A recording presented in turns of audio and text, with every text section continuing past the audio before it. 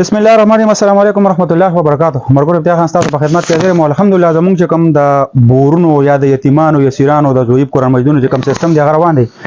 نن د جمعې مبارک اسبر غرض ده. الحمدلله مونږ نن په قبرستان کې ټول اسپای کې 13 کا چې کوم زمونږ سره ضعیف قرآن مجدونو دا غي د خخېدو په غمت کې شوکت علی لاله او بل ځنه خبر شو ما یو پوسټ ما کتلو چې را د کربور نشته. الحمدلله بیا ما د کلی په ګروپ کې یو پوسټ چلو. الحمدلله په غي باندې سمرګرو 4000 او 2000 4000 11000 روپے الحمدلله را برابر شنو. پای کې مرګري بیا سي وایي او 1000 روپے هم راولېګلي چې دا به دغه ماشومان ته حواله کړي ان شاء الله. هغه به متواله کو. دغه یو بور دی او دا دغه مرګرو پیسې دي. نو الله پاک ته ولا په هغه ځای کې پکار کې چې په کم ځای کې لګي حقیقت ته او یقینا چې د وبونه ډیره بل لوی صدقه جاریه نشته. نو الحمدلله دغه بورم تیارېدو ول دي نه پس پتا سو ګوره دغه ویډیو تاسو هم کته.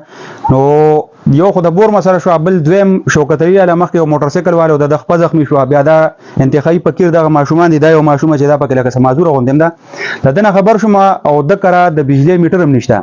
نو ان شاء الله تعالی دا غي متخو کو امید در بکوم چې ان شاء الله د پیر د ورځې نه به زمونږ د بجلی په میټر باندې کار شروع کړو. ان شاء الله په دې میاشتې مکه به د میټر هم برابر شي. اغم چې کم صدقه قدمګه کمرور کوي الله پاک دې په هغه ځای کې پکار کې چې په کم ځای کې لګي.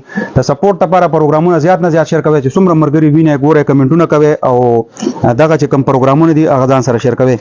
دا دغه پیسې دي دا 11000 روپے د بور د لپاره مار مرګور علی غلې بیا 4000 بل 3000 دا چې 2000 4000 او په دغه شیز باندې الحمدلله زموږ دغه بور شو.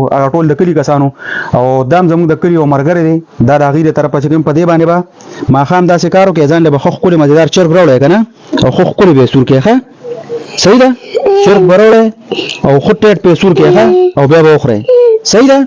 دغه 1000 روپے دا غره طرفه شو او دغه پیسې چې د چام لګي په کم ځای کې لګي الله پاک دې په هغه ځای کې په کار کې په کم ځای کې لګي. ډیره مهرباني.